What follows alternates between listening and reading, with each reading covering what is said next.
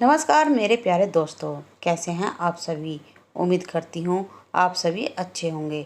तो दोस्तों, आज फिर मैं एक नई कहानी लेकर आई हूँ जिसका टाइटल है अमावस्या की रात। तो दोस्तों, मेरी ये कहानी सुनने के लिए मेरे चैनल को लाइक करें, शेयर करें और सब्सक्राइब करना ना भूलें। तो चलिए कहानी शुरू करते हैं आज की अमावस्या की रात। ये आज की नई सदियों पुरानी बात है कि अमावस्या के दिन पृथ्वी पर भूत प्रेत आत्मा आदि राज करते हैं और उस समय अपने घर से बाहर निकलने वाले व्यक्ति पर हमला कर उनकी जान ले लेते हैं। समय के साथ लोगों को ये सब अंधविश्वास की बातें लगने लगी और वे इन सब बातों को नहीं माना करते हैं। आज पूरे विश्व में विज्ञान का बोलबाला है और विज्ञान पारलौकिक शक्तियों को नहीं मानता है, पर विश्व के कई भागों में, खासकर भारत में भी भूत प्रेत को मनाने का प्रचलन आज भी है।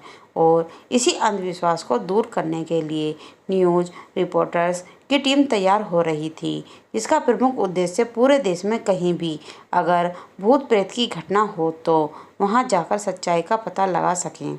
इस ग्रुप में 8 सदस्य होते हैं: अंकित, अमित, सोनू, आयुष, मंगल, सोम, किरण, पूनम। हाईवे पे एक टीवी वैन चली जा रही थी। इसका गाड़ी नंबर दिल्ली का था और ये लोग हिमाचल प्रदेश जाने के लिए निकले थे। रुकते, खाते पीते मौज करते ये लोग 2 दिन बाद हिमाचल प्रदेश में पहुंचने वाले थे।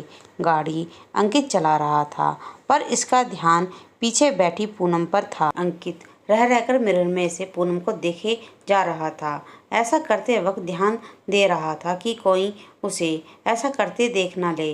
कार रात के 10 बजे निकली। उसके साथी जल्द ही गहरी नींद में चले गए और रास्ते भर अंकित गाना सुनता हुआ गाड़ी चलाता रहा। सुबह 6 बजे उसने गाड़ी एक चाय की दुकान के सामने रोकी। गाड़ी रुकने से बाकी लोग भी जग गए और इधर उधर देखने लगे। अमित और सोनू गाड़ी से उतरकर इधर उधर टहलकर पैर सीधा करने लगे। किरण और पूनम भी गाड़ी से नीचे उतरी और दुकान के बगल में बने सुलभ शौचालय में फ्रेश होने के लिए चली गई। कार में सिर्फ आयुष, मंगल और सोम बचे थे। तीनों आपस में इस सफ़र में जुड़ी बातें कर रहे थे कि तभी एक वेटर, जिसे सब छोटू बुलाते हैं, उनके लिए चाय लेकर आ गया।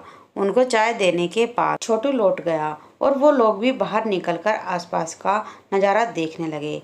दोनों लड़कियां तब तक सुलभ शौचालय में फ्रेश होकर बाहर आ गई थी और वो लोग भी चाय पीने लगी।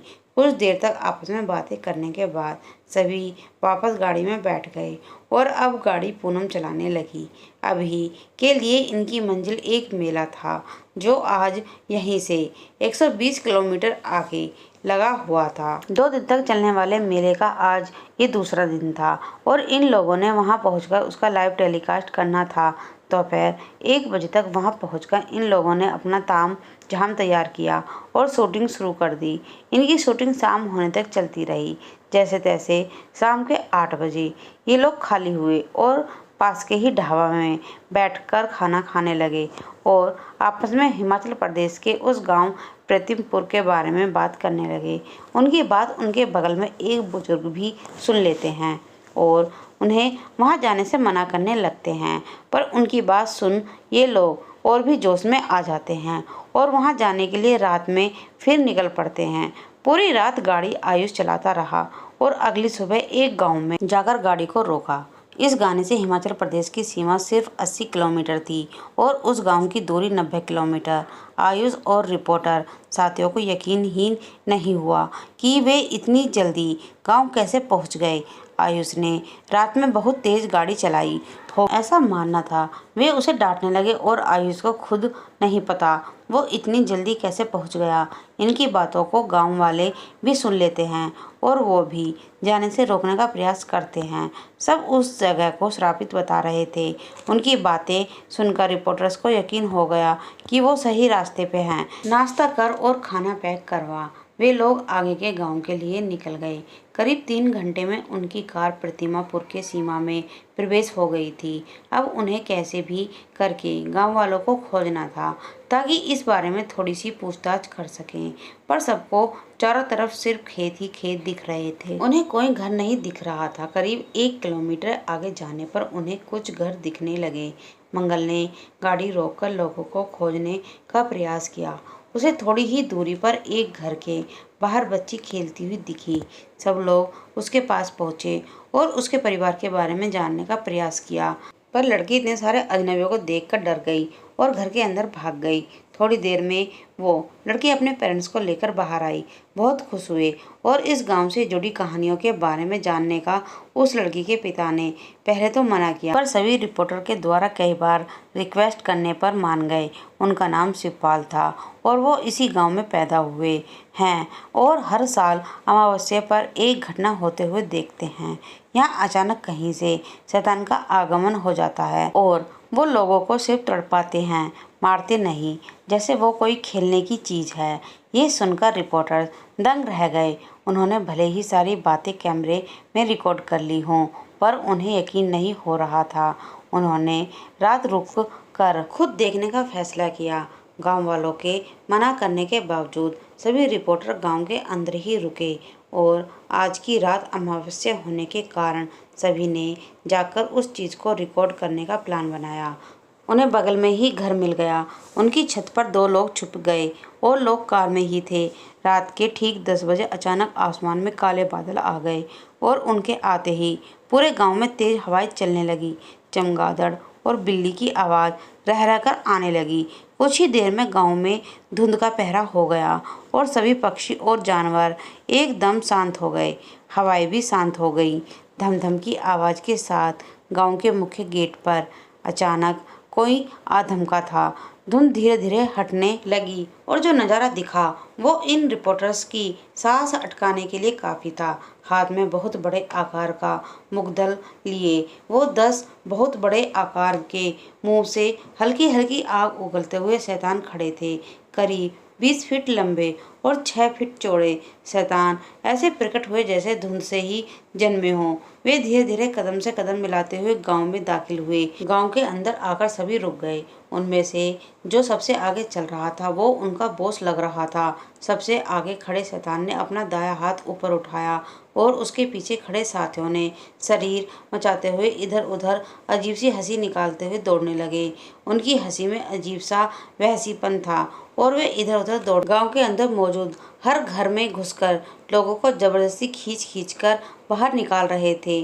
कोई उठाकर ला रहा था, कोई घसीट कर ला रहा था। सबको एक जगह इकट्ठा कर पुरुषों को आपस में लड़ने को कहा, वही स्त्रियों से नाचने को कहा। यह दृश्य देख अमित का दिमाग फिर गया। वो उन लोगों के बचाने के बारे में सोचने लगा, पर मंगल ने उसे कुछ भी करने से रोक दिया। तभी सभी को एक लड़की दिखी। वो वही थी जिससे आज दोपहर से ये सब लोग मिले थे। उनको एक शैतान ने अपने हाथों में पैर पकड़कर उठा लिया। यह दृश्य अमित से नहीं देखा गया। उसके सब्र की सीमा टूट गई। टीम की लीडर किरण ने सबको साफ कह रखा था कि सिर्फ रिकॉर्डिंग करनी है, कोई बीच में नहीं आएगा। पर अमित से रहा नहीं गया और उसने दूसरी मंजिल से छलांग लगा दी और उस शैतान के सामने खड़ा हो गया। अमित शैतान को लड़की को छोड़ने के लिए कह रहा, पर तभी शैतान नए इंसान को देख बहुत खुश हुआ और उसने लड़की को एक तरफ फेंका और अपने साथियों को और इंसान को ढूंढने को कहा। शैतान को जाला ही गाड़ी के पास में महक आने शुरू हो गई। वे सभी जल्दी से गाड़ी के पास पहुंचे और जबरदस्ती लोगों को खींच खींच कर बाहर निकालने लगे। ये देख ड्राइविंग सीट पर बैठी पूनम ने गाड़ी स्टार्ट की और भगाने की कोशिश की। गाड़ी ने तेजी से उन शैतान को चकमा दिया और बाहर की तरफ भागने लगी, पर तभी एक एक शैतान एक लंबी छलांग लगाकर उस कार के सामने खड़ा हो गया। उसने अपने एक हाथ से एक शक्ति छोड़ी जो कार के शीशे को तोड़ पूनम के शरीर में जा लगी। पूनम ने देखा वो एक लड़की का टुकड़ा था जो उसके शरीर में घुसा था और देखते ही देखते उसका शरीर फूलने लगा और फट गया उसी शैतान ने अपने इशारे से घासों की लंबी श्रृंखला बनाई और उससे उस कार का पूरा हिला लिया। इधर बाकी साथियों की हालत बहुत बुरी थी। उनके हाथ पैर शैतानों द्वारा जबरदस्ती उखाड़ लिए गए। वो उनके साथ कुछ इस तरह खेल रहे थे जैसे इंसान गुड्डे गुड़ियों से खेलते हैं। सबकी हालत खराब हो चुकी थी और सभी मौत के कगार में खड़े थे कि तभी उन्हें एक संग की आवाज़ सुनाई दी, जिससे सभी शैतान काफ़ी निराश हुए और उसने अपने लीडर से कहा, आज कई महीनों के बाद हमें इंसान खेलने के लिए मिले थे, नहीं तो हम लोग इन आत्माओं के साथ खेल खेल कर बोर हो गए थे, पर इतनी जल्दी हमारा यहाँ आने का समय पूरा हो गया, पता ही नहीं चला। तभी दूसरे साथी ने कहा, चिंता ना करो, ये लोग भी मरकर आत्मा बनेंगे, यही कैद हो जाएंगे, फिर अगली बार खेलने के लिए और लोग मिलेंगे हमें। हा हा हा हा। इतना कहकर सभी शैतान हंसने लगे और वापस जाने लगे और उनकी बात सुनकर रिपोर्टर को गहरा धक्का लगा, क्योंकि अब तक जिन्हें वो इंसान समझ रहे थे सब यहाँ पर फंसी हुई आत्मा थी। धीरे धीरे सुबह होने लगी और उस सुबह के साथ ही उन सब की जान भी धीरे धीरे निकलने लगी। तो दोस्तों, आज की मेरी ये कहानी समाप्त होती है। आपको ये कहानी कैसी लगी कमेंट में लिखकर ज़रूर बताएं। और हाँ, अगर आपके पास कोई अच्छी कहानी है तो आप मेरे चैनल पर शेयर कर सकते हैं।